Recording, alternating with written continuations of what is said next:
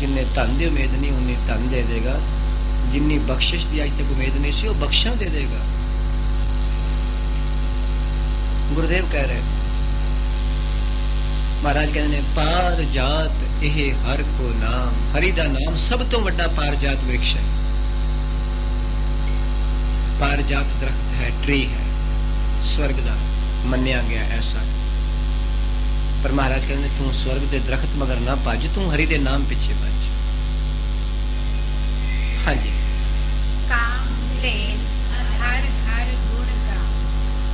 काम ਧੇਨ ਦੇ ਨੰਨੇ ਨੂੰ ਔਂਕੜ ਕਿਉਂ ਨਹੀਂ ਤੇ ਪਾਰਜਾਤ ਦੇ ਤੱਤੇ ਨੂੰ ਔਂਕੜ ਕਿਉਂ ਸੀ, ਕੁਝ ਦੱਸੋ।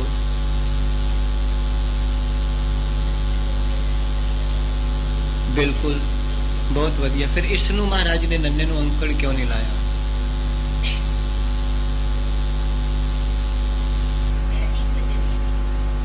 ਇੱਕੋ ਹੀ ਗੱਲ ਹੈ, ਟਾਈਮ ਨਾ ਜ਼ਾਇਆ ਹੋਵੇ। ਇਸਤਰੀ ਲਿੰਗ ਸ਼ਬਦ ਹੈ। ਜਦੋਂ ਆਪ ਜੀ ਨੂੰ ਇਹ ਸਮਝ ਆ ਜਾਣਗੇ ਸਭ ਬਾਣੀ ਦੇ ਰਾਜ਼ ਖੁੱਲ ਜਾਣਗੇ। ਗਊ ਇਸਤਰੀ ਲਿੰਗ ਸ਼ਬਦ ਹੈ।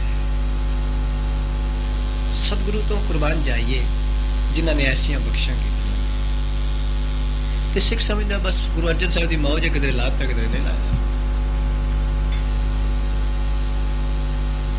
ਕਾਮਧੇਨ ਗਊ ਮੰਨੀ ਗਈ ਹੈ।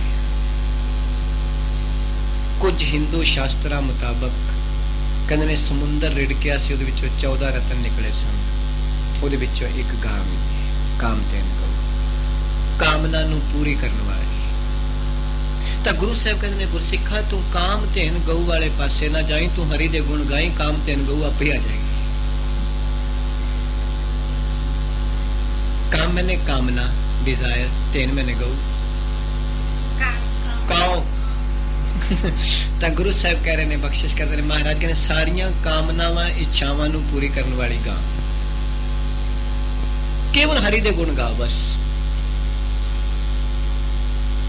ਹਰ ਹਰ ਗੁਣ ਗਾਮ, ਤੂੰ ਹਰੀ ਦੇ ਗੁਣ ਗਾਣੇ ਸ਼ੁਰੂ ਕਰ ਦੇ, ਕਾਮ ਤੈਨ ਗਊ ਆਪੇ ਤੇਰੇ ਪਿੱਛੇ ਆ ਜਾਏਗੀ। ਭਾਵ ਤੇਰੇ ਸਾਰੇ ਕੰਮ ਆਪੇ ਪੂਰੇ ਹੋ ਜਾਣਗੇ। तेरे शुभ संकल्प गुरमत अनुसार आपे परमेश्वर पूरे करता जाएगा। तो केवल हरि दे गुण गाया। तब महाराज कहते ने काम तेन हर हर गुण गा, कि हरि दे गुणा नू गाना ही सब तो वड्डी काम तेन गा है। गुरु साहब कह रहे हैं, हाँ जी करो कृपा। सबसे उत्तम हर की कथा। महाराज कहते ने हरि दी कथा, उन्हें कथा है कि हरि दी कथा किसनू कहते हैं? बहुत वधिया बच्चीए, उस दी चर्चा वडियाई सिफतो सलाह, बस ये हरि दी कथा है। क्यों? महाराज कहते हैं सानू आदत पई हुई है ना संसार दी वडियाई विचार करनी। ज्यों सवेरे उठने रात दे सौन तक संसार ही वडियाई कर रहा है।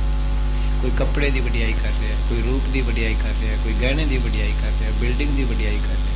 बस इन रसा दे माया दे तिना गुणा तक दी वडियाई करते, इस तो अगे निकलदा ही नहीं। इस तो अगे निकलने वास्ते कहना टाइम ही कोई। गुरुदेव कहते पर सतगुरु कहते संसार ते सब नालों उत्तम की वस्तु है? हरि दी कथा करनी, हरि दे गुण गाने। कथा दा मतलब हुंदा है जिहदे विच अकथ नूं कथन कीता जाए।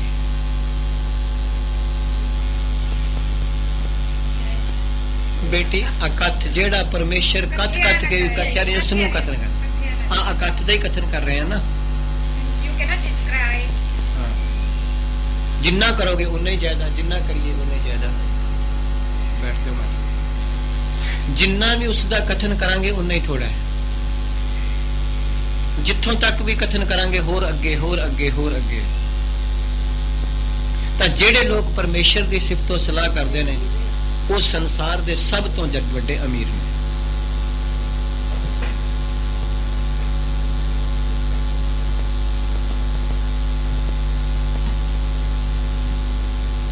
सब तो वड्डे अमीर वो ने।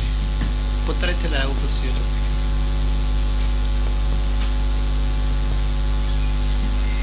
सब तो वड्डे अमीर वो ने।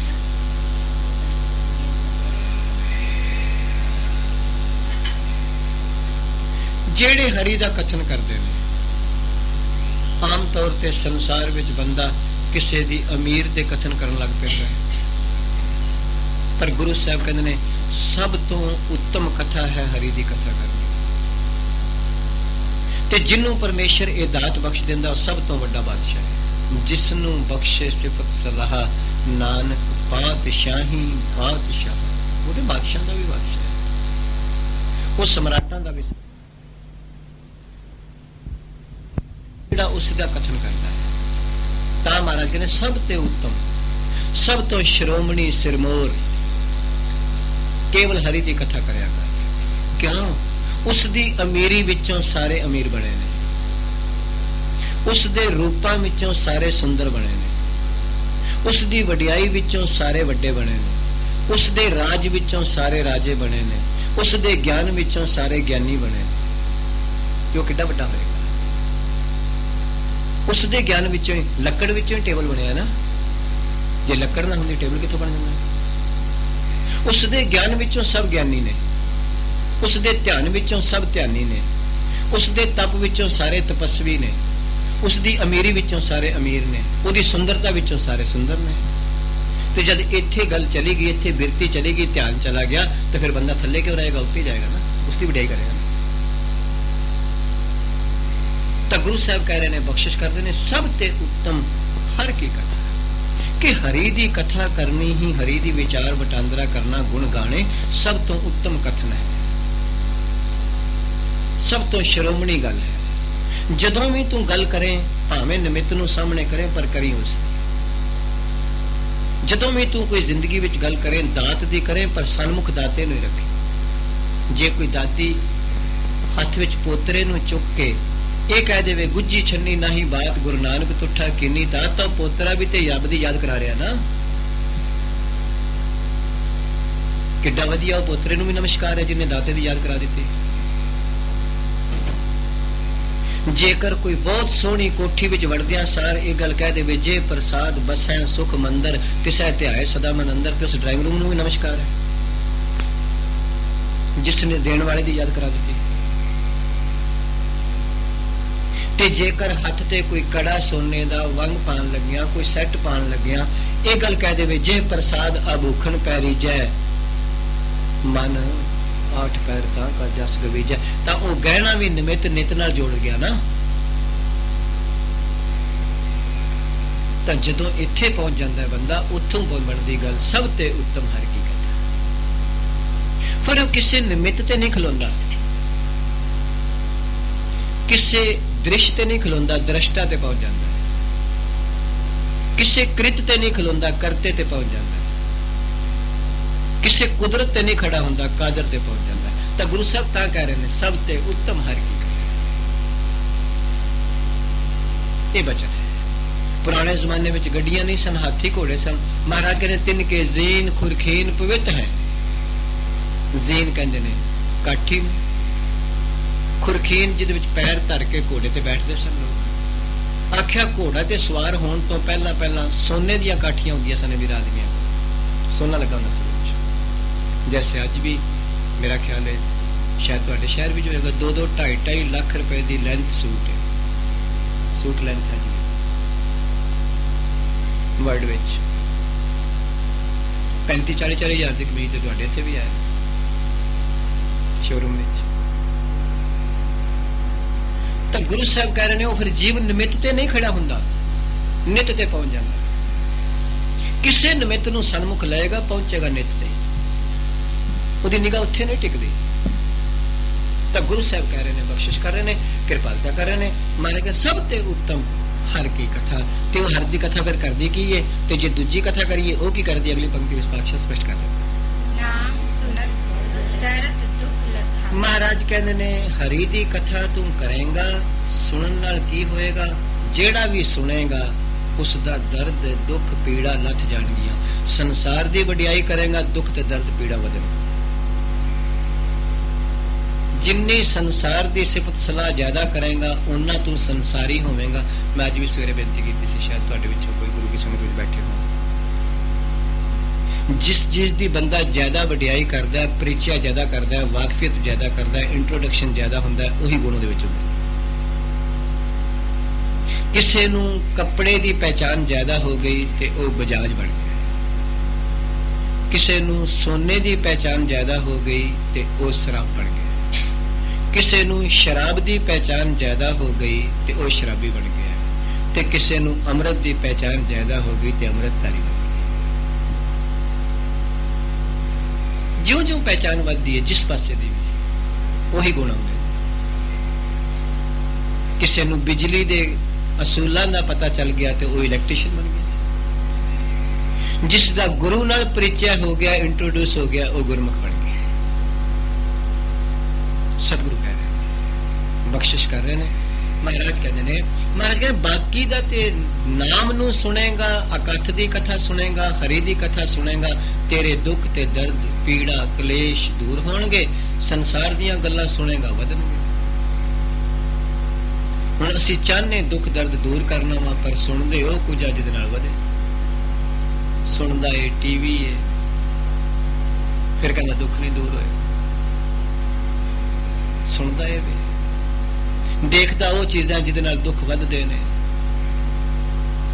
ਵੇਖ ਉਹ ਚੀਜ਼ਾਂ ਰਿਹਾ, ਸੁਣ ਵੀ ਉਹ ਚੀਜ਼ਾਂ ਰਿਹਾ, ਖਾ ਵੀ ਉਹ ਰਿਹਾ ਜਿਹਦੇ ਨਾਲ ਦੁੱਖ ਵੱਧਨੇ ਨੇ, ਤੇ ਕਹਿੰਦਾ ਮੇਰੇ ਦੁੱਖ ਦੂਰ ਹੋਣ। ਤਾਂ ਗੁਰੂ ਸਾਹਿਬ ਨੇ ਇਸ ਪੰਕਤੀ ਨੂੰ ਸਾਹਮਣੇ ਰੱਖ ਕੇ ਕਹਿ ਦਿੱਤਾ, ਬੀਜੈ ਬਿਖ ਮੰਗੈ ਅੰਮ੍ਰਿਤ। ਤੇ ਪੜਦਾ ਵੀ ਰੋਜ਼, ਤੇ ਜ਼ੁਬਾਨੀ ਯਾਦ ਵੀ ਹੈ,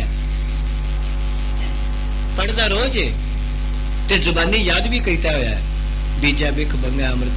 ਪਰ ਅਫਸੋਸ ਦੀ ਗੱਲ ਹੈ, ਬੀਜਣੋਂ ਨਹੀਂ ਹਟਦਾ, ਪੜੀ ਵੀ ਜਾਂਦਾ ਮੂੰਹ ਪਰ ਬੀਜਣੋਂ ਨਹੀਂ ਹਟਦਾ। ਮੈਂ ਤੇ ਕਈ ਵਾਰੀ ਕਹਿੰਦਾ ਹੁੰਦਾ, ਸੁਭਾਅ ਐਸਾ ਬਣ ਗਿਆ, ਕਿਸੇ ਬਿੱਲੀ ਨੇ ਇਰਾਦਾ ਕਰ ਲਿਆ ਵੀ ਬਸ ਹੁਣ ਮੈਂ ਚੂਹਾ ਨਹੀਂ ਪਕੜਨਾ, ਸੁਣਦੀ ਰਹੀ, ਨਹੀਂ ਪਕੜਨਾ, ਆਰਾਮ ਨਾਲ ਬੈਠੀ ਸੀ, ਜਰਾ ਕੋਈ ਚੂਹਾ ਨਿਕਲਿਆ ਭੱਜ ਜਾ ਕੇ ਬਣ ਗਿਆ। ਬੰਦਾ ਰੋਜ਼ ਸੁਣਦਾ ਹੈ, ਨਹੀਂ ਇਹ ਕੰਮ ਕਰਨਾ, ਪਰ ਜਦੋਂ ਚੈਨਲ ਆਉਂਦਾ ਰੁਕਦਾ ਹੀ ਨਹੀਂ ਲਾਣ ਤੋਂ, ਨਹੀਂ ਰੁਕਦਾ, ਧੱਕੇ ਨਾਲ। ਗੁਰੂ ਸਾਹਿਬ ਕਹਿ ਰਹੇ ਨੇ, ਬਖਸ਼ਿਸ਼ ਕਰ ਰਹੇ ਨੇ, ਕਿਰਪਾਲਤਾ ਕਰ ਰਹੇ ਨੇ, ਜਿਸ ਦਿਨ ਰੁਕ ਜਾਏਗਾ ਉਸ ਦਿਨ ਜੀਵਨ ਹੀ ਕੁਝ ਹੋਰ ਹੋ ਜਾਏਗਾ। ਉਸ ਦਿਨ ਤੇ ਉਹਦਾ ਜੀਵਨ ਦੂਸਰੇ ਦਾ ਮਾਰਗਦਰਸ਼ਨ ਬਣ ਜਾਏਗਾ। ਪਾਤਸ਼ਾਹ ਜੀ ਕਹਿ ਰਹੇ ਨੇ, ਨਾਮ ਸੁਣਤ ਦਰਦ ਦੁੱਖ ਲੱਥਾ। ਸਤਿਗੁਰੂ ਕਹਿੰਦੇ ਨਾਮ ਨੂੰ ਸੁਣਨ ਨਾਲ ਤੇਰੇ ਦੁੱਖ ਕਲੇਸ਼ ਸਭ ਦੂਰ ਹੋ ਜਾਣਗੇ।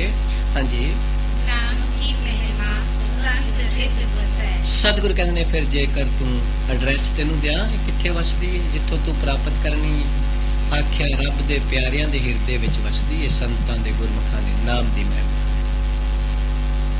ਨਾਮ ਦੀ ਮਹਿਮਾ ਕੇਵਲ ਸੰਤ ਦੇ ਹਿਰਦੇ ਵਿੱਚ ਵਸਦੀ ਹੈ, ਗੁਰਮੁਖਾਂ ਦੇ ਹਿਰਦੇ ਵਿੱਚ ਵਸਦੀ ਹੈ। ਸੰਸਾਰ ਦੀ ਮਹਿਮਾ ਸੰਸਾਰੀਆਂ ਦੇ ਹਿਰਦੇ ਵਿੱਚ ਵਸਦੀ ਹੈ, ਵਿਕਾਰਾਂ ਦੀ ਮਹਿਮਾ ਵਿਕਾਰੀਆਂ ਦੇ ਹਿਰਦੇ ਵਿੱਚ ਵਸਦੀ ਹੈ। ਉਹਦੇ ਹਿਰਦੇ ਵਿੱਚ ਵਿਕਾਰ ਵਸਿਆ ਹੈ, ਇਸ ਕਰਕੇ ਵਿਕਾਰ ਦੀ ਮਹਿਮਾ ਵਸੀ। ਕੋਈ ਲੱਕੜੀ ਦਾ ਫਰਨੀਚਰ ਬਣਾਉਣ ਵਾਲਾ ਹੈ, ਉਹਦੇ ਕੋਲ ਲੱਕੜੀ ਦੀ ਕਲਾ ਅੰਦਰ ਵਸੀ ਹੈ, ਤਾਂ ਹੀ ਤਾਂ ਉਹਨੇ ਬਣਾ ਦਿੱਤਾ ਹੈ। ਕਿਸੇ ਇੰਜੀਨੀਅਰ ਦੇ ਅੰਦਰ ਕਾਰ ਬਣਾਉਣ ਦੀ ਕਲਾ ਵਸੀ ਹੈ, ਤਾਂ ਹੀ ਤਾਂ ਉਹਨੇ ਲੋਹੇ ਤੋਂ ਕਾਰ ਬਣਾ ਦਿੱਤੀ ਹੈ। ਕਿਸੇ ਕੱਪੜਾ ਬਣਾਉਣ ਵਾਲੇ ਇੰਜੀਨੀਅਰ ਦੇ ਅੰਦਰ ਕਲਾ ਵਸੀ ਹੈ, ਤਾਂ ਹੀ ਤਾਂ ਉਹਨੇ ਰੂਮ ਤੋਂ ਕੱਪੜਾ ਬਣਾ ਦਿੱਤਾ ਹੈ। ਗੁਰਮੁਖ ਦੇ ਅੰਦਰ ਐਸੀ ਕਲਾ ਵਸ ਜਾਂਦੀ ਹੈ, ਪਹਿਲਾਂ ਉਹ ਆਪਣੇ ਆਪ ਨੂੰ ਘੜ ਲੈਂਦਾ, ਫਿਰ ਕੋਈ ਸੰਗਤ ਵਿੱਚ ਆਵੇ ਉਹਨੂੰ ਵੀ ਘੜ ਦਿੰਦਾ। ਪਾਤਸ਼ਾਹ ਕਹਿ ਰਹੇ, ਮਹਾਰਾਜ ਕਹਿੰਦੇ ਨੇ, ਨਾਮ ਕੀ ਮਹਿਮਾ ਵਡਿਆਈ ਸੰਤ ਰਿਦ ਵਸੈ। ਹਿਰਦੇ ਵਿੱਚ ਕੇਵਲ ਗੁਰਮੁਖਾਂ ਦੇ ਹਿਰਦੇ ਵਿੱਚ ਵਸਦੀ, ਉੱਥੇ ਉਹਦਾ ਟਿਕਾਣਾ ਹੈ। ਹਾਂਜੀ, ਫਿਰ ਕੀ ਹੁੰਦਾ ਹੈ? ਪ੍ਰਤਾਪ ਦੁਰਤ ਸਭ ਨਸੈ। ਮਹਾਰਾਜ ਕਹਿੰਦੇ ਨੇ, ਰੱਬ ਦੇ ਪਿਆਰਿਆਂ ਦੇ ਪ੍ਰਤਾਪ ਦੁਆਰਾ, ਪ੍ਰਤਾਪ ਦੇ ਪੱਪੇ ਨੂੰ ਸਿਆਰੀ ਹੈ। ਸੰਤਾਂ ਦੇ ਪ੍ਰਤਾਪ ਨਾਲ, ਭਗਤਾਂ ਦੇ ਪ੍ਰਤਾਪ ਨਾਲ, ਗੁਰਮੁਖਾਂ ਦੇ ਪ੍ਰਤਾਪ ਨਾਲ, ਗੁਰੂ ਦੇ ਪ੍ਰਤਾਪ ਨਾਲ ਦੁਰਤ ਸਭ ਨਸੈ। ਦੁਰਤ ਕਹਿੰਦੇ ਨੇ ਪਾਪ ਨੂੰ। ਯਾਦ ਰੱਖਣਾ, ਜੇ ਦੁਰਤ ਨੂੰ ਹੋਰ ਡੂੰਘਾ ਕਰਨਾ ਹੋਵੇ, ਦੋ ਰਤ ਜਦੋਂ ਦੋ ਵਿੱਚ ਲੱਗਾ ਹੋਇਆ, ਜਿੱਥੇ ਦੋ ਹੋਣਗੇ ਪਾਪ ਹੋਏਗਾ, ਜਿੱਥੇ ਇੱਕ ਹੋਏਗਾ ਗਿਆਨ ਹੋਏਗਾ। ਸਤਿਗੁਰੂ ਕਹਿੰਦੇ ਨੇ, ਸੰਤ ਪ੍ਰਤਾਪ, ਪ੍ਰਤਾਪ ਦੇ ਪੱਪੇ ਨੂੰ ਸਿਆਰੀਏ। ਸੰਤਾਂ ਦੇ ਪ੍ਰਤਾਪ ਨਾਲ, ਗੁਰਮੁਖਾਂ ਦੀ ਸੰਗਤ ਦੁਆਰਾ। ਆਪ ਜੀ ਨੂੰ ਪਤਾ ਹੋਣਾ ਚਾਹੀਦਾ ਪ੍ਰਤਾਪ ਕੀ। ਪ੍ਰਤਾਪ ਦਾ ਮਤਲਬ ਜੀ ਗੁਰਮੁਖਾਂ ਦੀ ਸੰਗਤ ਵਿੱਚ ਇਹ ਵਡਿਆਈ ਮਿਲ ਜਾਂਦੀ ਹੈ ਕਿ ਪਾਪ ਉੱਥੋਂ ਭੱਜ ਜਾਂਦੇ ਨੇ। ਮਾੜੇ ਖਿਆਲਾਤ, ਮਾੜੇ ਕਰਮ, ਮਾੜੇ ਸੰਕਲਪ ਉੱਥੋਂ ਉੱਡ ਜਾਂਦੇ ਨੇ। ਤੇ ਮਾੜਾ ਸੰਕਲਪ ਪਾਪ ਜਾਂਦਾ ਹੀ ਉਦੋਂ ਜਦੋਂ ਪੁੰਨ ਵੱਧਦਾ ਅੰਦਰ। ਪੁੰਨ ਵਧੇਗਾ ਤੇ ਪਾਪ ਘਟੇਗਾ। ਜੇ ਪਾਪ ਵੱਧ ਜਾਏਗਾ ਤੇ ਪੁੰਨ ਘਟ ਜਾਏਗਾ। ਮਨ ਦੀ ਅਵਸਥਾ ਇਹ ਹੀ ਹੈ। ਜਦੋਂ ਮਨ ਪੁੰਨ ਦਾ ਸੰਕਲਪ ਲੈਂਦਾ ਉਦੋਂ ਪਾਪ ਦਾ ਨਹੀਂ ਹੁੰਦਾ, ਜਦੋਂ ਪਾਪ ਦਾ ਸੰਕਲਪ ਲੈਂਦਾ ਉਦੋਂ ਪੁੰਨ ਨਹੀਂ। ਇਹ ਅਵਸਥਾ ਹੈ। ਤਾਂ ਗੁਰੂ ਸਾਹਿਬ ਕਹਿ ਰਹੇ ਨੇ ਸੰਤ ਪ੍ਰਤਾਪ ਦੁਰਤ ਸਭ ਨਸੈ। ਹਾਂਜੀ, ਸੰਤ ਕਾ ਸੰਗ ਵਡ ਭਾਗੀ ਪਾਈਏ। ਇਸ ਸ਼ਬਦ ਨੂੰ ਉਚਾਰੋ, ਵਡ ਭਾਗੀ। ਯੈਸ, ਵਡ ਭਾਗੀ। ਵੱਡਿਆਂ ਭਾਗਾਂ ਨਾਲ ਮਹਾਰਾਜ ਕਹਿੰਦੇ ਨੇ ਗੁਰਮੁਖਾਂ ਦੀ ਸੰਗਤ ਬੜੇ ਵੱਡਿਆਂ ਭਾਗਾਂ ਨਾਲ ਮਿਲਦੀ ਹੈ। ਹਰ ਇੱਕ ਨੂੰ ਨਹੀਂ ਮਿਲ ਸਕਦੀ। ਸੰਤ ਕਾ ਸੰਗ ਵੱਡ ਭਾਗੀ ਪਾਈਐ। ਗੁਰਦੇਵ ਕਹਿੰਦੇ ਨੇ ਗੁਰਮੁਖਾਂ ਦੀ ਸੰਗਤ, ਰੱਬ ਦੇ ਪਿਆਰਿਆਂ ਦੀ ਸੰਗਤ, ਕਿਸੇ ਬਖਸ਼ੇ ਹੋਏ ਦੀ ਸੰਗਤ ਵੱਡਿਆਂ ਭਾਗਾਂ ਨਾਲ ਮਿਲਦੀ। ਸੰਸਾਰ ਭਾਗਾਂ ਨਾਲ ਮਿਲ ਸਕਦਾ ਹੈ,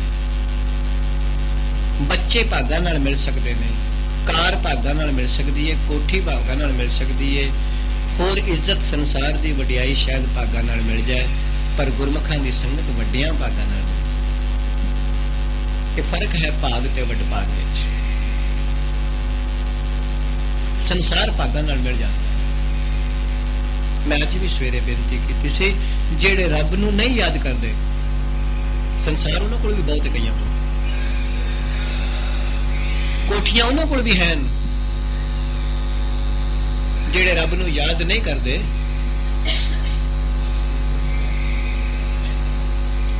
ਜਿਹੜੇ ਪ੍ਰਮਾਤਮਾ ਨੂੰ ਨਹੀਂ ਯਾਦ ਕਰਦੇ, ਅੱਜ ਸਵੇਰੇ ਬਚਨ ਸੀ ਸੋਈਆਂ ਦਾ, ਪ੍ਰਸੰਨ ਤੇ ਸੋ ਪ੍ਰਸੰਨ, ਗੁਰ ਜਿਨ ਕੋ ਸੋ ਪ੍ਰਸੰਨ। ਇੱਕ ਹੁੰਦਾ ਖੁਸ਼, ਰੱਬ ਪ੍ਰਸੰਨ ਸਾਰਿਆਂ ਦੇ ਵੇ, ਨਾਰਾਜ਼ ਕਿਸੇ ਨਾਲ ਨਹੀਂ, ਪਰ ਸੋ ਪ੍ਰਸੰਨ ਕਿਸੇ ਵਿਰਲੇ ਦੇ ਵੇ। ਅਤੀ ਪ੍ਰਸੰਨ, ਤੁੱਠਦਾ ਜਿਸ ਨੂੰ ਕਹਿੰਦੇ ਆ। ਸੋ ਪ੍ਰਸੰਨ ਤੇ ਪ੍ਰਸੰਨ ਦਾ ਇੰਨਾ ਫਰਕ ਹੈ, ਜਿੰਨਾ ਬੱਦਲ ਉੱਚਾ ਹੋਵੇ ਉਹ ਵਸਦਾ ਨਹੀਂ, ਜਦੋਂ ਵਸਣ ਵਾਲਾ ਹੁੰਦਾ ਨੀਵਾਂ ਹੁੰਦਾ। ਜਿਹੜੇ ਹਵਾਈ ਜਹਾਜ਼ ਨਾਲ ਉੱਪਰ ਟਕਰਾਉਂਦੇ ਨੇ ਨਾ ਬੱਦਲ 33-34 ਹਜ਼ਾਰ ਫੁੱਟ ਦੀ ਉਚਾਈ ਤੇ, ਉਹਦੇ ਵਸਣ ਵਾਲੇ ਨਹੀਂ ਹੁੰਦੇ, ਵਸਣ ਵਾਲੇ ਨੀਵੇਂ ਹੁੰਦੇ। ਜਦੋਂ ਬੱਦਲ ਨੀਵਾਂ ਹੋ ਜਾਂਦਾ ਤੇ ਬਣ ਜਾਂਦਾ ਕਿ ਵਸੇਗਾ। ਜਦੋਂ ਗੁਰੂ ਸੋ ਪ੍ਰਸੰਨ ਹੁੰਦਾ ਫਿਰ ਟੁੱਟਦਾ ਹੈ, ਉਦੋਂ ਸਤਸੰਗਤ ਮਿਲਦੀ ਹੈ। ਨਹੀਂ ਤੇ ਜਿਨ੍ਹਾਂ ਕੋਲ ਸੰਸਾਰ ਦੀਆਂ ਦਾਤਾਂ ਨੇ, ਪ੍ਰਸੰਨ ਉਹਨਾਂ ਤੇ ਵੀ ਹੈ, ਉਹਦਾ ਸੁਭਾਅ ਹੈ ਪ੍ਰਸੰਨ ਰਹਿਣਾ, ਕਿਉਂਕਿ ਨਿਰਵੈਰ ਹੈ। ਕਿਉਂਕਿ ਪਰਮੇਸ਼ਰ ਨਿਰਵੈਰ ਹੈ, ਉਹ ਪ੍ਰਸੰਨ ਸਾਰਿਆਂ ਤੇ ਹੀ ਹੈ, ਪਰ ਸੋ ਪ੍ਰਸੰਨ ਉਹਨਾਂ ਤੇ ਵੇ। ਗੁਰ ਜਿਨ ਕੋ ਸੋ ਪ੍ਰਸੰਨ, ਹਿਰਦੈ ਹਰ ਨਾਮ ਨਿਵਾਸ। ਉਹਨਾਂ ਦੇ ਹਿਰਦੇ ਵਿੱਚ ਨਾਮ ਵਸਦਾ ਹੈ। ਨਾਮੀ ਸਾਰਿਆਂ ਵਿੱਚ ਵਸਦਾ ਹੈ, ਨਾਮੀ ਸਭ ਵਿੱਚ ਵਸ ਰਿਹਾ ਹੈ, ਨਾਮ ਕਿਸੇ ਵਿਰਲੇ ਦੇ ਹਿਰਦੇ ਵਿੱਚ ਵਸਦਾ ਹੈ। ਬੜੀ ਡੂੰਘੀ ਗੱਲ ਸਤਿਗੁਰੂ ਨੇ ਕਿ ਬਾਣੀ ਚ ਕੀਤੀ ਹੈ। ਨਾਮੀ ਕਹਿੰਦੇ ਨੇ ਪਰਮੇਸ਼ਰ ਨੂੰ, ਜੋਤ ਨੂੰ। ਹੋਰ ਸਾਦੀ ਗੱਲ ਕਰੀਏ, ਬੇਟੀ ਸਮਝ ਆਏਗੀ ਛੇਤੀ। ਕੋਈ ਐਸੀ ਲੱਕੜ ਹੈ ਜਿਹਦੇ ਵਿੱਚ ਅੱਗ ਨਹੀਂ ਵਸਦੀ?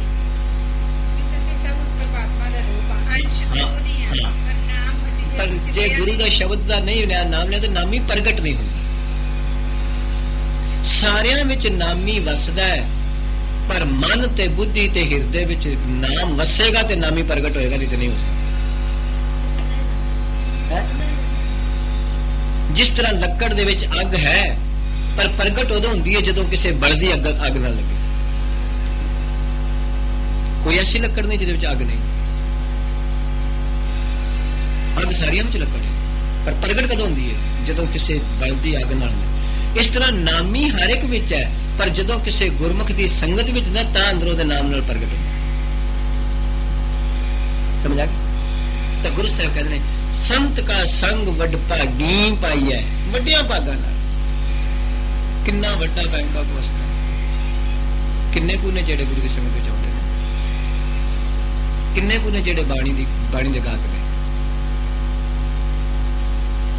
ਤਾਂ ਸਤਿਗੁਰੂ ਨੇ ਤਾਂ ਹੀ ਤੇ ਕਿਹਾ ਸਭ ਤੋਂ ਵੱਡੇ ਭਾਗ ਗੁਰਸਿੱਖਾਂ ਕੇ ਜੋ ਗੁਰ ਚਰਨੀ ਸਿੱਖ ਪੜਦੇ ਆ। ਸਭ ਤੋਂ ਵੱਡੀਆਂ ਭਾਗਾਂ ਵਾਲੇ ਉਹ ਨੇ ਜਿਹੜੇ ਗੁਰੂ ਦੀ ਸੰਗਤ ਵਿੱਚ ਜਾਂਦੇ ਆ। ਬਾਕੀ ਭਾਗਾਂ ਵਾਲੇ ਨੇ, ਵੱਡੀਆਂ ਭਾਗਾਂ ਵਾਲੇ ਨੇ। ਤਾਂ ਗੁਰੂ ਸਾਹਿਬ ਨੇ ਸੰਤ ਕਾ ਸੰਗ ਵੱਡ ਭਾਗੀ ਪਾਈ ਹੈ, ਵੱਡਿਆਂ ਭਾਗਾਂ ਨਾਲ ਮਿਲਦਾ ਹੈ। ਤੇ ਫਿਰ ਹਾਂਜੀ ਚਲੋ ਸੰਤ ਕੀ ਸੇਵਾ ਨਾਮ ਕੀ ਆਈ ਹੈ। ਤੇ ਮਹਾਰਾਜ ਕਹਿੰਦੇ ਨੇ ਫਿਰ ਸੰਤ ਦੀ ਸਹੀ ਮਾਇਨਿਆਂ ਵਿੱਚ ਗੁਰਮੁਖਾਂ ਦੀ ਸੇਵਾ ਹੈ ਕੀ ਏ? ਗੁਰੂ ਦੀ ਸੇਵਾ ਹੈ ਕੀ ਏ? ਨਾਮ ਨੂੰ ਧਿਆਨ। ਜੋ ਸ਼ਬਦ ਉਹ ਬਖਸ਼ਿਸ਼ ਕਰਨ। ਸੇਵਾ ਦਾ ਮਤਲਬ ਹੁੰਦਾ ਹੈ ਉਹਦਾ ਹੁਕਮ ਮੰਨਣਾ। ਸਹੀ ਮਾਇਨਿਆਂ ਵਿੱਚ ਗੁਰੂ ਜੋ ਹੁਕਮ ਕਰੇ ਸਿੱਖ ਉਸ ਨੂੰ ਅਪਣਾ ਲਵੇ, ਸਮਝੋ ਸੇਵਾ ਹੋ ਗਈ। ਅਸੀਂ ਸੇਵਾ ਕੁਝ ਹੋਰ ਸਮਝਦੇ ਹਾਂ। ਸਾਡੀ ਸੇਵਾ ਕੇਵਲ ਬਾਹਰਲੀ ਸੇਵਾ ਹੈ। ਮੁਬਾਰਕ ਹੈ ਟੁਰਦੇ ਪਿਆ, ਪਰ ਸਹੀ ਸੇਵਾ ਜਿਹੜੀ ਹੈ ਉਹ ਗੁਰੂ ਦਾ ਹੁਕਮ ਮੰਨਣਾ ਹੈ। ਤਾਂ ਗੁਰੂ ਦਸਮ ਪਾਤਸ਼ਾਹ ਨੇ ਇੱਕ ਬਚਨ ਕਹੇ ਸਨ, ਰਹਿਤ ਪਿਆਰੀ ਮੁਝ ਕੋ ਸਿੱਖ ਪਿਆਰਾ ਨਾ। ਸਿੱਧੀ ਜੀ ਗੱਲ। ਤੇ ਇਸ ਗੱਲ ਨੂੰ ਆਪਣੇ ਅੰਦਰ ਝਾਤੀ ਮਾਰ ਲਈਏ। ਪਹਿਲਾਂ ਤਨ ਤੇ ਮਾਰੀਏ, ਫਿਰ ਮਨ ਤੇ ਮਾਰੀਏ, ਫਿਰ ਪਤਾ ਲੱਗ ਜਾਏਗਾ ਵੀ ਕਿੰਨੀ ਕੁ ਰਹਿਤ ਵਿੱਚ ਆ। ਆਪਣੇ ਆਪ ਕਿਸੇ ਨੂੰ ਥੋੜੀ ਪੁੱਛਣਾ ਹੈ। ਪਰਮਾਰਥ ਸਾਰਾ ਆਪਣੇ ਆਪ ਨੂੰ ਪੁੱਛਣਾ ਹੈ। ਨਾ ਕਿਸੇ ਨੂੰ ਸਮਝਾਣਾ ਹੈ, ਪਹਿਲਾਂ ਆਪਣੇ ਆਪ ਨੂੰ ਸਮਝਾਣਾ। ਜਿਸ ਦਿਨ ਆਪਣੇ ਤਨ ਤੇ ਝਾਤੀ ਮਾਰੇਗਾ, ਫਿਰ ਮਨ ਤੇ ਮਾਰੇਗਾ, ਫਿਰ ਗੁਰੂ ਵੱਲ ਮਾਰੇਗਾ, ਫਿਰ ਪਤਾ ਚੱਲ ਜਾਏਗਾ ਡਿਫਰੈਂਸ ਕੀ ਹੈ। ਫਿਰ ਆਪਣੇ ਆਪ ਪਤਾ ਚੱਲ ਜਾਏਗਾ। ਫਿਰ ਸਤਿਗੁਰੂ ਦਇਆ ਕਰ ਦੇਣ, ਕਿਰਪਾ ਕਰ ਦੇਣ। ਗੁਰੂ ਨੇ ਇਹ ਬਚਨ ਕਹਿ ਦਿੱਤੇ ਸਨ, ਗੁਰਸਿੱਖਾ ਮੈਨੂੰ ਤੇਰੀ ਰਹਿਤ ਪਿਆਰੀ ਹੈ, ਮੈਨੂੰ ਤੇਰੀ ਰਹਿਣੀ ਪਿਆਰੀ ਹੈ। ਰਹਿਣੀ ਰਹਿ ਸੋਈ ਸਿੱਖ ਮੈਂ। ਫਿਰ ਮੈਨੂੰ ਤੂੰ ਕਿੰਨਾ ਪਿਆਰਾ ਮੈਂ। ਸਤਿਗੁਰੂ ਕਹਿੰਦੇ ਉਹ ਸਾਹਿਬ ਮੈਂ ਉਸਕਾ ਚੇਹਰਾ। ਇਹ ਬਾਤ ਗੁਰੂ ਨੇ ਬਖਸ਼ੀ ਸਿੱਖ ਦੀ ਝੋਲੀ ਵਿੱਚ। ਗੁਰਸਿੱਖਾ ਜੇ ਤੂੰ ਮੇਰੀ ਰਹਿਣੀ ਵਿੱਚ ਆ ਜਾਏਗਾ ਨਾ, ਯਾਦ ਰੱਖੀ ਫਿਰ ਤੂੰ ਮੇਰਾ ਮਾਲਕ ਹੋਏਗਾ, ਮੈਂ ਤੇਰਾ ਨੌਕਰ ਹੋਵਾਂਗਾ। ਸਤਿਗੁਰੂ ਕਹਿ ਰਹੇ ਨੇ ਤੇ ਮਹਾਰਾਜ ਕਹਿੰਦੇ ਨੇ ਸੰਤ ਕੀ ਸੇਵਾ ਨਾਮ ਤੇ ਆਈ ਹੈ ਕਿ ਸੰਤ ਦੀ ਸੇਵਾ, ਗੁਰਮੁਖ ਦੀ ਸੇਵਾ, ਗੁਰੂ ਦੀ ਸੇਵਾ, ਰੱਬ ਦੇ ਪਿਆਰਿਆਂ ਦੀ ਸੇਵਾ ਕੇਵਲ ਹੈ ਹੀ ਕਿ ਉਸ ਉਪਦੇਸ਼ ਨੂੰ ਪਰਪੱਕ ਕਰ ਲੈਣਾ, ਉਸ ਮਤ ਦਾ ਧਾਰਨੀ ਹੋ ਜਾਣਾ। ਬਸ ਇਸ ਤੋਂ ਵੱਡੀ ਹੋਰ ਕੋਈ ਸੇਵਾ ਨਹੀਂ। ਪਰ ਗੁਰੂ ਰਾਮਦਾਸ ਸਾਹਿਬ ਪਾਤਸ਼ਾਹ ਜੀ ਦੇ ਬਚਨ ਗੁਰੂ ਰਾਮਦਾਸ ਸਾਹਿਬ ਪਾਤਸ਼ਾਹ ਨੇ ਕੀਤੇ ਨੇ। ਅੱਜ ਮੈਂ ਸਵੇਰੇ ਵੀ ਤੁਹਾਡੀ ਅਸੀਸ ਨਾਲ ਪੜ੍ਹੇ ਸਨ। ਗੁਰੂ ਰਾਮਦਾਸ ਸਾਹਿਬ ਕਹਿੰਦੇ ਹਮਰੀ ਮੁਦਰ ਨਾਮ ਹਰ ਸੁਆਮੀ, ਰਿਦ ਅੰਤਰ ਦੁਸ਼ਟ ਦੁਸ਼ਟਾਰੀ। ਮੁਦਰ ਕਹਿੰਦੇ ਨੇ ਮੋਰ ਨੂੰ। ਗੁਰੂ ਰਾਮਦਾਸ ਸਾਹਿਬ ਪਾਤਸ਼ਾਹ ਨੇ ਬਚਨ ਕੇ ਆਖਿਆ ਸਾਡੀ ਮੋਰ ਕੇਵਲ ਉੱਤੋਂ ਜਾਗਦੀ ਹੈ, ਸਿੱਖ ਦੀ ਅੰਦਰ ਸਿੱਖੀ ਕੋਈ ਨਹੀਂ, ਕੇਵਲ ਵਿਖਾਵੇ ਦੀ ਹੈ। ਹਮਰਾ ਜੀਆ ਹੋਰ ਮੁਖ ਹੋਰ ਹੋਤ ਹੈ, ਹਮ ਕਰਮਹੀਨ ਕੂੜਿਆਰੀ। ਮੂੰਹ ਵਿੱਚ ਕੁਝ ਹੋਰ ਹੈ, ਮਨ ਵਿੱਚ ਕੁਝ ਹੋਰ। ਗੁਰਦੇਵ ਕਹਿ ਰਹੇ ਨੇ, ਬਖਸ਼ਿਸ਼ ਕਰ ਰਹੇ ਨੇ, ਸੰਤ ਕੀ ਸੇਵਾ ਨਾਮ ਤੇ ਆਈ ਹੈ। ਮਹਾਰਾਜ ਕਹਿੰਦੇ ਨੇ ਗੁਰਮੁਖ ਦੀ ਸਭ ਤੋਂ ਵੱਡੀ ਸੇਵਾ, ਗੁਰੂ ਦੀ ਸਭ ਤੋਂ ਵੱਡੀ ਸੇਵਾ, ਸੰਤਾਂ ਦੀ ਸਭ ਤੋਂ ਵੱਡੀ ਸੇਵਾ ਹੈ ਵੇ ਕਿ ਉਸ ਦੇ ਉਪਦੇਸ਼ ਨੂੰ ਦ੍ਰਿੜ ਕਰ ਲਈ, ਉਸ ਦੀ ਮਤ ਨੂੰ ਕਬੂਲ ਕਰ ਲਈ। ਇਸ ਤੋਂ ਥੱਲੇ ਥੱਲੇ ਮੁਬਾਰਕ ਹੈ ਤੇਰੀ ਸੇਵਾ, ਪਰ ਇਸ ਤਰ੍ਹਾਂ ਹੋਏਗੀ ਜਿਵੇਂ ਸਰੀਰ ਦਾ ਕੋਈ ਰੋਮ ਹੋ। ਅਸਲ ਸੇਵਾ ਇਹ ਹੈ ਕਿ ਗੁਰੂ ਦੀ ਮਤ ਨੂੰ ਅਪਣਾ ਲੈਣਾ। ਹਾਂਜੀ ਕਰੋ ਕਿਰਪਾ। ਸਤਿਗੁਰੂ ਕਹਿੰਦੇ ਨੇ ਨਾਮ ਦੇ ਬਰਾਬਰ ਹੋਰ ਕੋਈ ਸੇਵਾ ਨਹੀਂ ਦੁਨੀਆ ਤੇ। ਗੁਰੂ ਦੀ ਤੁਲ ਮੈਨੇ ਬਰਾਬਰ। ਤੇ ਨਾਮ ਦਾ ਕੀ ਮਤਲਬ ਹੈ? ਸਿੱਖਿਆ, ਦੀਕਸ਼ਾ, ਉਪਦੇਸ਼, ਗੁਰੂ ਦੀ ਮਤ। ਗੁਰੂ ਦੀ ਮਤ ਦੇ ਮੁਕਾਬਲੇ ਤੇ ਹੋਰ ਕੋਈ ਸੇਵਾ ਨਹੀਂ। ਜਿੰਨੀ ਵੀ ਸੇਵਾ ਹੈ, ਭਾਂਡੇ ਵੀ ਜੇਕਰ ਮਾਂਜਣੇ ਨੇ ਤਾਂ ਇਸ ਵਾਸਤੇ ਮਾਂਜਣੇ ਨੇ ਕਿ ਗੁਰੂ ਦੀ ਮੱਤ ਆ ਜਾਏ। ਝਾੜੂ ਵੀ ਜੇ ਮਾਰਨਾ ਤੇ ਇਸ ਕਰਕੇ ਮਾਰੀ ਜਾ ਕੇ ਗੁਰੂ ਦੀ ਮੱਤ ਆ ਜਾਏ। ਮਕਸਦ ਇਹੀ ਹੈ। ਇਹ ਵੱਖਰੀ ਗੱਲ ਹੈ, ਉਹ ਭਾਂਡਿਆਂ ਤੱਕ ਰਹਿ ਗਿਆ। ਉਹ ਵੱਖਰੀ ਗੱਲ, ਉਹ ਝਾੜੂ ਤੱਕ ਰਹਿ ਗਿਆ। ਜਿਹੜਾ ਭਾਂਡਾ ਤੁਸੀਂ ਮਾਂਜੋ ਤੇ ਉਹਦੇ ਨਾਲੋਂ ਜੂਠ ਨਹੀਂ ਉਤਰੀ, ਉਹ ਮਾਂਜਿਆ ਗਿਆ। ਜਿਹੜਾ ਝਾੜੂ ਤੁਸੀਂ ਤੇ ਮੈਂ ਮਾਰੀਏ ਪਰ ਕੂੜਾ ਤੇ ਬਾਹਰ ਕਿਪਰਾ ਹੋਇਆ ਹੀ ਨਹੀਂ, ਫਿਰ ਕੀ ਉਹ ਝਾੜੂ ਮਾਰਿਆ ਗਿਆ? ਜਿਸ ਸੇਵਾ ਨਾਲ ਗੁਰੂ ਦੀ ਮੱਤ ਨਹੀਂ ਹਾਲੀ ਬਣੀ, ਉਹ ਇਹਦਾ ਮਤਲਬ ਹਾਲੀ ਸੇਵਾ ਨਹੀਂ ਹੋਈ ਸ਼ੁਰੂ। ਸਿੱਧੀ ਜੀ ਗੱਲ ਹੈ ਬਚਦੀ। ਗੁਰੂ ਦੇ ਬਚਨ ਬੜੇ ਸਪਸ਼ਟ ਨੇ। ਉਹ ਕੇਵਲ ਤੇ ਕੇਵਲ ਕਿਤੇ ਵਿਖਾਵੇ ਦੀ ਸੇਵਾ ਵਿੱਚ ਹੈ, ਕੇਵਲ ਤੇ ਕੇਵਲ ਇੱਕ ਰਵਾਇਤੀ ਸੇਵਾ ਹੈ। ਜੇ ਉਹਦਾ ਇੰਪਲੀਮੈਂਟੇਸ਼ਨ ਨਹੀਂ ਹੋ ਰਿਹਾ, ਇੰਪਲੀਮੈਂਟ ਨਹੀਂ ਹੋਈ, ਇਹਦਾ ਮਤਲਬ ਹੈ ਕਿ ਸਾਡਾ ਇੱਕ ਮੱਥਾ ਟੇਕਣਾ ਵੀ ਰਿਵਾਜੀ ਹੈ ਅੱਜ ਤੱਕ। ਕਿਉਂਕਿ ਟਿਕਿਆ ਨਹੀਂ। ਗੁਰਦੁਆਰੇ ਆਉਣਾ ਇੱਕ ਰਿਵਾਜੀ ਹੈ, ਇੱਕ ਕੀਰਤਨ ਸੁਣਨਾ ਇੱਕ ਰਿਵਾਜ ਤੱਕ ਰਹਿ ਗਿਆ, ਕਥਾ ਸੁਣਨੀ ਇੱਕ ਰਿਵਾਜ ਤੱਕ ਰਹਿ ਗਈ। ਤਾਂ ਗੁਰੂ ਸਾਹਿਬ ਕਹਿ ਰਹੇ ਨੇ, ਬਖਸ਼ਿਸ਼ ਕਰ ਰਹੇ ਨੇ, ਗੁਰਸਿੱਖਾ ਨਾਮ ਤੁਲ ਕਛ ਅਵਰ ਨਾ ਹੋਏ। ਨਾਮ ਦਾ ਮਤਲਬ ਹੀ ਉਪਦੇਸ਼ ਹੈ, ਗੁਰੂ ਦੀ ਮੱਤ ਹੈ। ਆਖਿਆ ਗੁਰੂ ਦੀ ਮੱਤ ਦੇ ਮੁਕਾਬਲੇ ਤੇ ਹੋਰ ਸਭ ਚੀਜ਼ਾਂ ਨੀਵੀਆਂ ਨੇ। ਤੇ ਸਤਿਗੁਰ ਕਹਿੰਦੇ ਨੇ, ਇਸ ਮੱਤ ਨੂੰ ਕੌਣ ਪ੍ਰਾਪਤ ਕਰਦਾ ਹੈ, ਕਿੱਥੋਂ ਪ੍ਰਾਪਤ ਹੁੰਦੀ ਹੈ? ਅਗਲੀ ਪੰਕਤੀ ਸਪਸ਼ਟ ਕਰ ਰਹੇ ਨੇ, ਨਾਨਕ ਗੁਰਮੁਖ ਨਾਮ ਪਾਵੇ ਜਨ ਹੋਏ। ਸਤਿਗੁਰੂ ਕਹਿੰਦੇ ਨੇ, ਨਾਨਕ, ਇਹ ਗੁਰੂ ਅਰਜਨ ਸਾਹਿਬ ਪਾਤਸ਼ਾਹ ਕਹਿ ਰਹੇ ਨੇ, ਗੁਰਮੁਖ ਗੁਰੂ ਦੇ ਮੁਖ ਤੋਂ ਉਪਦੇਸ਼ ਲੈ ਕੇ ਨਾਮ ਪਾਵੇ ਜਨ ਕੋਏ। ਕੋਈ ਵਿਰਲਾ ਜਨ ਨਹੀਂ ਪਾਉਂਦਾ ਇਸ ਗੱਲ ਨੂੰ, ਕੋਈ ਵਿਰਲਾ ਦਾਸ, ਕੋਈ ਮਨੇ ਕੋਈ ਅਨੇਕਾਂ ਵਿੱਚੋਂ। ਬਾਕੀ ਤੇ ਅਸੀਂ ਮੇਰੇ ਵਰਗੇ ਕੇਵਲ ਗੁਰੂ ਨਾਲ ਵਿਵਹਾਰ ਹੀ ਕਰ ਰਹੇ ਹਾਂ, ਉਤਲਾ ਪ੍ਰੇਮ ਤੇ ਕੋਈ ਕਰੋੜਾਂ ਵਿੱਚੋਂ ਕਰਦਾ। ਕਹੋ ਨਾਨਕ ਕੋਟਨ ਮੈਂ ਕੋ ਨਾਰਾਇਣ ਜਿਹੇ ਚੀਤ। ਗੁਰੂ ਤੇਗ ਬਹਾਦਰ ਸਾਹਿਬ ਦੇ ਬੋਲ,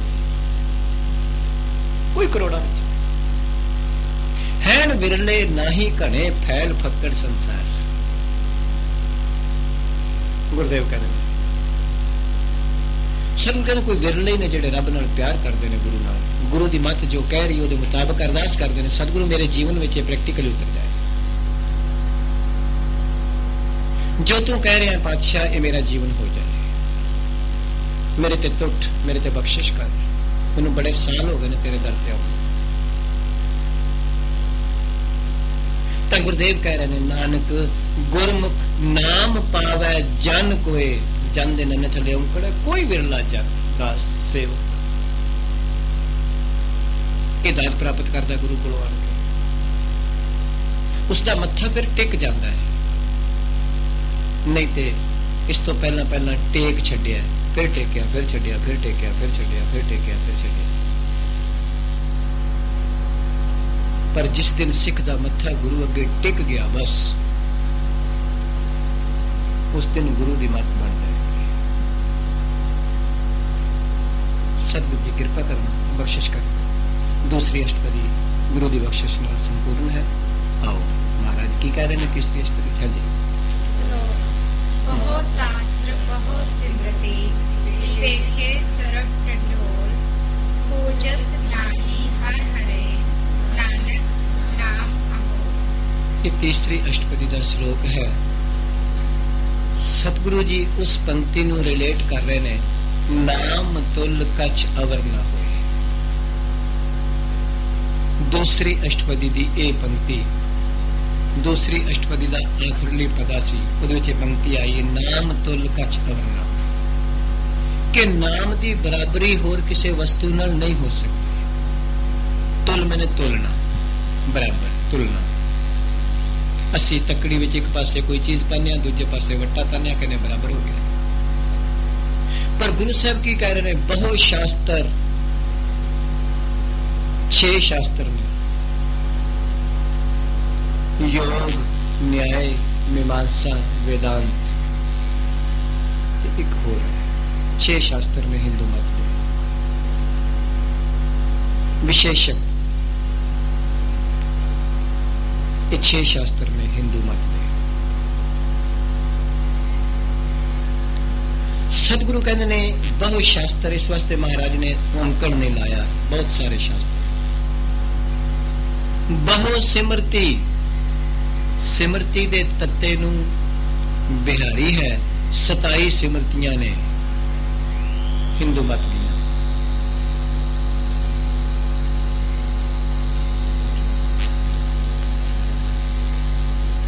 बहु शास्त्र बहु सिमरती पेखे सर्ब टंडोल, टंडोल दे लल्ले नू सियारीए टंडोल के खोज के ढूंढ के।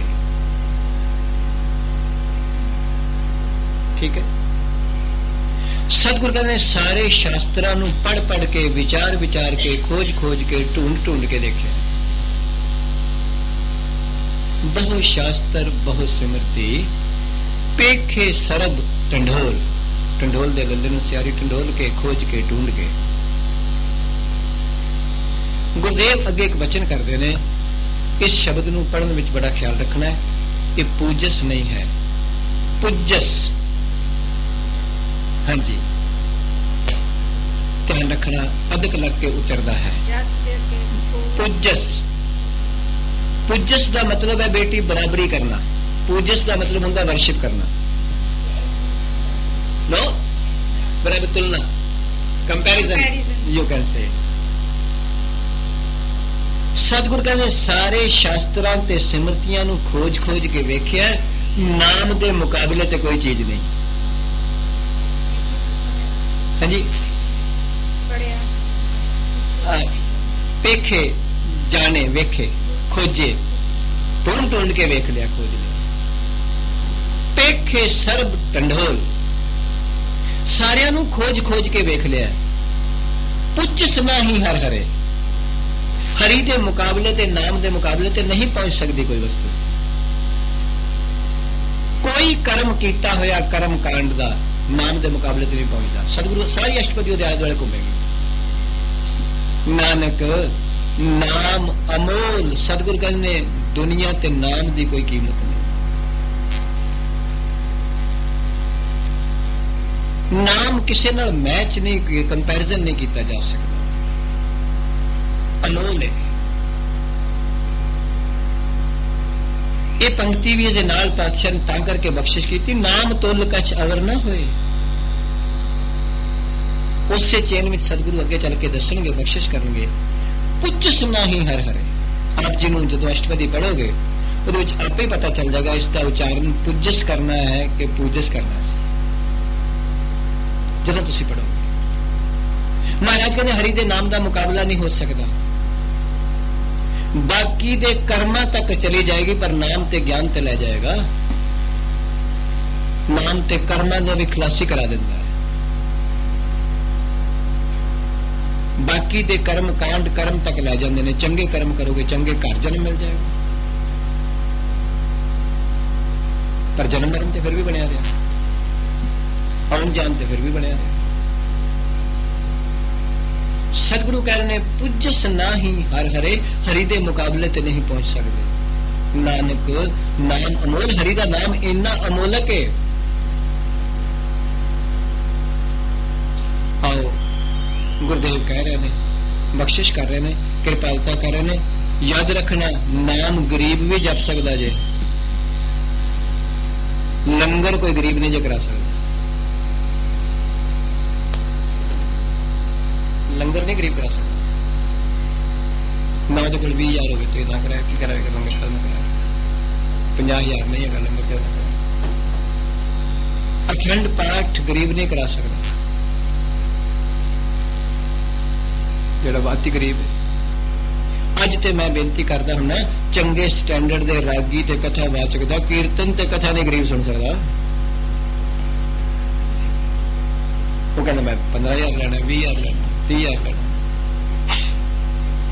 गरीब की ताकत है सुन। वो बच्चे भुखे ने, वो 30,000 कितों देवे? दे सकता है? दसो मैनूं। जिसदे बच्चे भुखे बैठे ने वो 30,000 रुपया कीर्तनियां नूं कित्थों देवे? ਉਹ ਕਥਾਵਾਚਕ ਨੂੰ ਕਿੱਥੋਂ ਦੇਵੇ 15-20,000 10,000? ਪਹਿਲਾਂ ਤੇ ਟਿਕਟਾਂ ਭੇਜੇ, ਮੰਗਾਏ, ਕਿੱਥੋਂ ਮੰਗਾਏ? ਪਰ ਨਾਮ ਤੇ ਜਪ ਸਕਦਾ ਹੈ। ਤਾਂ ਹੀ ਤੇ ਬਾਬਾ ਰਵਿਦਾਸ ਨੇ ਗੁਰੂ ਗ੍ਰੰਥ ਸਾਹਿਬ ਜੀ ਚ ਬਚਨ ਕਿਹਾ, ਆਖਿਆ ਮੇਰੇ ਕੋਲ ਤੇ ਪ੍ਰਸ਼ਾਦ ਵੀ ਭੇਟ ਕਰਨ ਵਾਸਤੇ ਤੇਰੇ ਕੋਲ ਕੋਈ ਨਹੀਂ, ਸਤ ਨਾਮ ਹੈ ਹਰ ਭੋਗ ਤੁਹਾਰੇ। ਭੋਗ ਕਹਿੰਦੇ ਨੇ ਪ੍ਰਸ਼ਾਦ ਨੂੰ। ਬਾਬਾ ਰਵਿਦਾਸ ਕਹਿੰਦੇ ਹੈ ਮੇਰੇ ਮਾਲਕ, ਮੇਰੇ ਕੋਲ ਤੇ ਬਸ ਇਹ ਨਾਮ ਹੀ ਹੈ ਤੇਰਾ, ਇਹੋ ਹੀ ਪ੍ਰਸ਼ਾਦ ਕਬੂਲ ਕਰ ਲੈ, ਇਹੀ ਮੇਰਾ ਰਮਾਲਾ ਭੇਟ ਕਰ ਲੈ, ਇਹੀ ਭੇਟਾ ਸਵੀਕਾਰ ਕਰ ਲੈ, ਮੇਰੇ ਕੋਲ ਹੋਰ ਕੁਝ ਨਹੀਂ। ਤਾਂ ਗੁਰੂ ਸਾਹਿਬ ਕਹਿ ਰਹੇ ਨੇ ਇਸ ਨਾਮ ਦੀ ਵਡਿਆਈ ਨੂੰ ਸਾਰੀ ਅਸ਼ਟਪਦੀ ਵਿੱਚ ਗੁਰੂ ਅਰਜਨ ਪਾਤਸ਼ਾਹ ਬਿਆਨ ਕਰਨਗੇ, ਕਿਰਪਾ ਕਰਨਗੇ। ਚਲੋ ਹਾਂਜੀ। ਜਾਪ ਤਪ ਗਿਆਨ ਸਭ ਤਿਆਗ। ਸਤਿਗੁਰੂ ਕਹਿੰਦੇ ਨੇ ਬੈਠ ਕੇ ਮੰਤਰਾਂ ਦੇ ਜਾਪ ਕਰਨੇ ਤੇ ਧੂਣੀਆਂ ਤਾ ਕੇ ਤਪ ਕਰਨੇ। ਸਭ ਦੇ ਭੱਬੇ ਨੂੰ ਜਦੋਂ ਵੀ ਸਿਆਰੀ ਆਏਗੀ ਬਹੁਵਚਨ ਹੋਏਗਾ। ਸਤਿਗੁਰੂ ਕਹਿੰਦੇ ਸਾਰੇ ਤਪ ਕਰਨੇ, ਸਾਰੇ ਜਪ ਕਰਨੇ ਤੇ ਸਾਰੇ ਗਿਆਨ ਦੀਆਂ ਗੱਲਾਂ ਤੇ ਧਿਆਨ ਲਾਣਾ, ਸਮਾਧੀਆਂ ਕਰਨੀਆਂ। ਮਹਾਰਾਜ ਕਹਿੰਦੇ ਨੇ ਜੇਕਰ ਇਹ ਵੀ ਕੋਈ ਕਰਦਾ ਹੋਵੇ, ਇਹ ਪੰਕਤੀਆਂ ਜਦੋਂ ਪੂਰੀਆਂ ਹੋਣਗੀਆਂ ਫਿਰ ਆਪ ਜੀ ਨੂੰ ਅੱਗੇ ਚੱਲ ਕੇ ਇਹਦਾ ਅਰਥ ਇੱਥੇ ਕਰਕੇ ਬਖਸ਼ਿਸ਼ ਕਰਕੇ ਕਿਰਪਾਲਤਾ ਕਰਕੇ ਜਾ ਕੇ ਮਿਲੇਗਾ। ਅਖੀਰਲੀ ਪੰਕਤੀ, ਨਹੀਂ ਤੁਲ ਰਾਮ ਨਾਮ ਵਿਚਾਰ, ਤੁਲ ਮਨ ਬਰਾਬਰ। ਸਤਿਗੁਰੂ ਸਾਰਾ ਗਿਣਨਗੇ ਬਈ ਧੂਣੀਆਂ ਲਾ ਕੇ ਤਪ ਕਰਨੇ, ਜਪ ਵੀ ਕਰਨੇ, ਸਮਾਧੀਆਂ ਵੀ ਲਾਣੀਆਂ, ਸਾਰਾ ਕੁਝ ਕਰਮ ਕਾਂਡ ਕਰਨ ਦੇ ਮੁਕਾਬਲੇ ਤੇ ਰਾਮ ਦਾ ਨਾਮ, ਪਰਮੇਸ਼ਰ ਦਾ ਨਾਮ ਜਪਣ ਦਾ ਕਿੰਨਾ ਮਹਾਨ।